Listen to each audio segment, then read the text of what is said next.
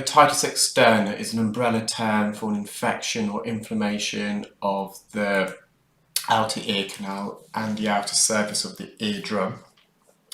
The most typical symptoms of otitis externa is itchiness and irritation. There'll be loads of dry skin flakes in the ear. You can also get severe inflammation and swelling of the ear canal, causing a blocked sensation and earache, which would be what we call otalgia.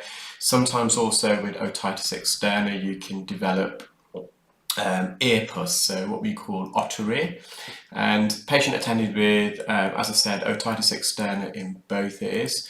You tend to find earwax in people with otitis externa is slightly more moist and mushy.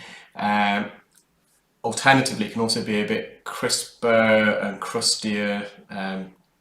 The wax itself, it just depends. And this patient in the right ear, the wax is a bit more mushier, and the reason for that is earwax is made up of many organic compounds, including 60% dead skin. So the skin that lines the ear canal, as it sheds, it dies, and then it kind of mixes in with sweat and alcohols that are secreted by the ear, cholesterols, fatty acid chains, and all these components, organic compounds together, as they're kind of mixed, it creates earwax. And then in most people, so 90 to 95% of people, the wax naturally migrates out of the ear, so your ear is self-cleansing, self-cleaning.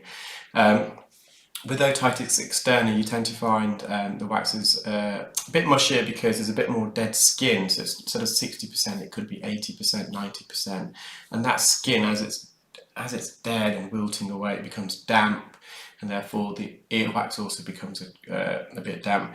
I might develop, so if you're a medic, you have the stool chart, so different consistencies of stool generally correlate with different health conditions, apparently, and perhaps I should do one for earwax. So I can kind of grade the different earwax. I have also like an earwax chart, so we can kind of grade different consistencies and types of earwax for different ear conditions.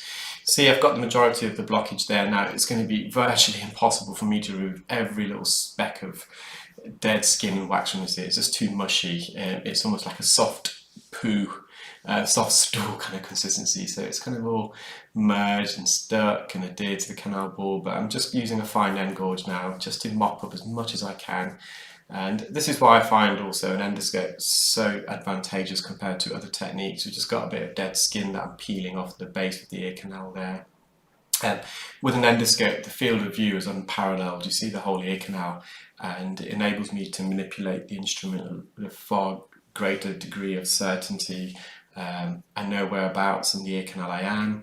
With other visualization techniques like microscopes and head loops, you get, with microscope at least anyway, you get a fantastic magnification of the ear, but you don't really know which part of the ear canal you're on. If you're looking at the eardrum, obviously you know you're on the eardrum, but even then you don't really see the whole eardrum in one shot. You probably see a quarter of the eardrum. So we're working very deep in the ear now, in the inner 2/3, where, again, if you've been watching my videos, you should be aware this part of the ear canal is very sensitive. It's literally a thin layer of skin measuring 0.1 millimeters in thickness, coating a piece of bone, basically. So there's no fatty tissue, no cartilage. So if you do make contact with the bony part of the ear canal, believe you me, it will be slightly uncomfortable for the patient. So you can see we're just trying to avoid touching the bony part. I don't know whether anyone's played that game growing up called Operation, where you're trying to remove bits from different parts of the body, and if you come in contact with the fleshy part of the body, you get a buzz. So it's almost like that when you're deep in the ear. When you're in the outer part of the ear canal, then you can make more contact with the ear canal, because that's cartilage. You've got a bit of fatty tissue there. The thin's a bit thicker, about 1 millimeter in thickness, so 10 times thicker than the skin that coats the inner 2/3. And we've got a lot of mushy wax here and dead skin on the posterior canal wall immediately. We're not going to get all that out. And now that the blockage is gone, that should dry up and naturally migrate as that skin sheds. But I'm just trying to get as much out as I can. And again, we just want to avoid touching the canal wall. You will get some bruising, some blistering, and sometimes that happens. It doesn't matter how skilled you are, how much of a steady hand you are. Sometimes, so just to explain what I was saying earlier, now we're on the outer part of the ear canal, the cartilage part, and you see there I was making contact like I am here. And that's because that's fine. So if you imagine your outer pinna, the external part of the ear, that's made up of cartilage, you can move that around, twist it, bend it. It's not painful at all. But the inner part of the ear canal is not the same. It's very hard, and as I said, you're just going to be very delicate. So I'm just at the top part of the ear canal. As the patient was very still and I felt confident enough, I just try to remove as much as I can. But in essence, the procedure is kind of complete already. The patient is taking some medication for his otitis externa. It's important with otitis externa, especially, you want to avoid water entering your ear. Water can exacerbate the condition. So I've just gone back in with the Zollner suction probe, the 2mm, the larger one, and here we're just making contact with the canal wall. It's fine. It's not uncomfortable for the patient. You can see the hairs there, so that means we're in the outer part. So these hairs grow in the first centimetre of the ear canal roughly. That's where all the hair follicles are. You don't often see hair deeper in the ear. If you do, it's probably loose hair that's been trimmed by the patient and it's flown into the ear canal, or hair that is kind of almost dyed and you're poking using a cotton bud or a Q-tip further into the ear. So that's the right ear complete. We're now using the left side. So the wax here, it's not as mushy, it's a bit drier. So I've decided to use a Jobson horn, trying to get in and behind it, trying to prise it forwards, extract it forwards. So it just goes to show, same patient, different ear, different type of earwax. So I don't know why this is not as mushy as the right side. The patient doesn't report using drops in either side, so it's just DNA really. It's just this natural ear. Different compositions of compounds in both sides, and you do often find that in patients. Some patients have come really rock solid hard earwax in one ear, the opposite ear is not as bad. It could have been there was just more wax being secreted in the right ear, which caused as more of an acoustic seal. So with this left side, the ear canal wasn't fully occluding. I would say it's 3/4 occluding, semi-occluding. So there was some air going into the ear canal, which could have helped dry the ear in some respect. With the right side, the ear was completely blocked, and that could have caused a lot of sweat, humidity within the ear canal, which turned the wax a bit more mushy. So that's one plausible explanation. So you can see we're making steady progress here with the Jobson horn.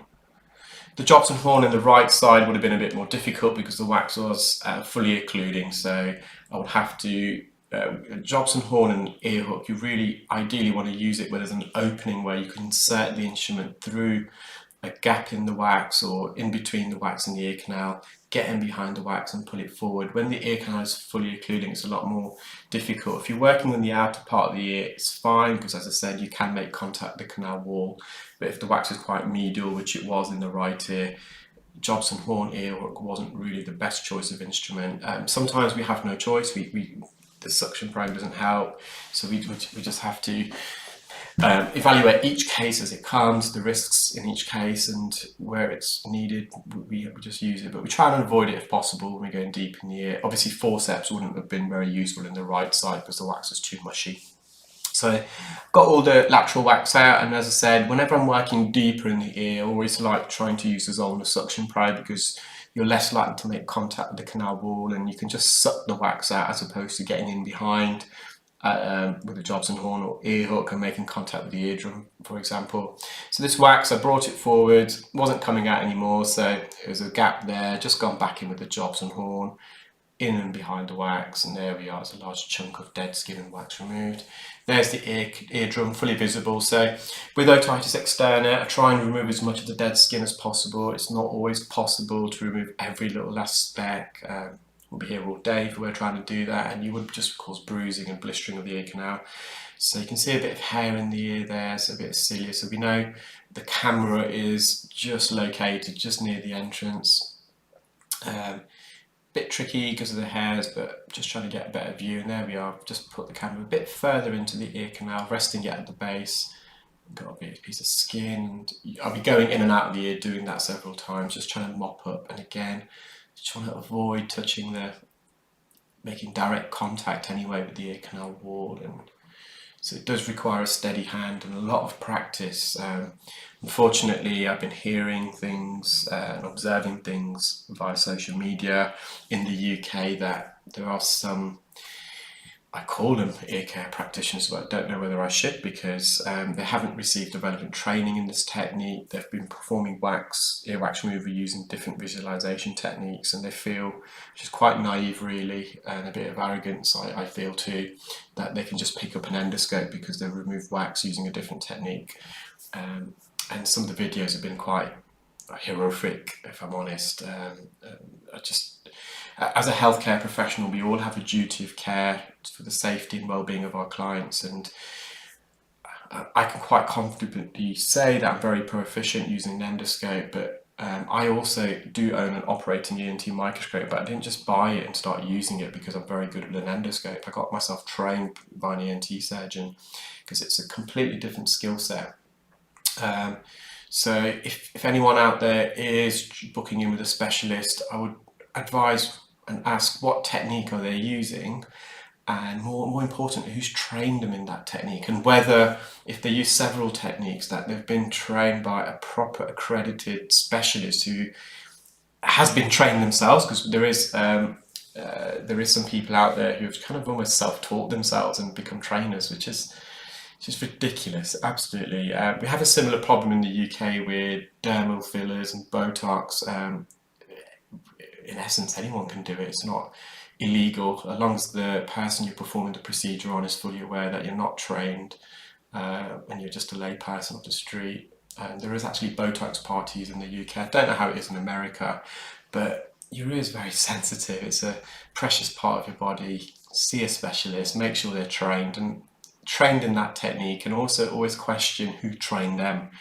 Have they got the relevant accreditation? So anyway, you saw some still images there. I went off a bit off tangent. It's just a very relevant topic at the moment in the UK. I'm trying to raise awareness of that because it's not fair on the patients contacting specialists under the impression that they're trained in a certain technique, and they're not.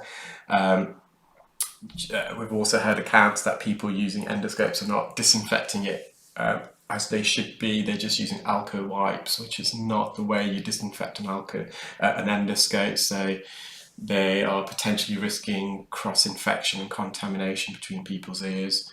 So just a few pointers there, guys. I hope you enjoyed that video. I'll try and upload a couple more. I'm just at the clinic. Got a bit of spare time, not too much, but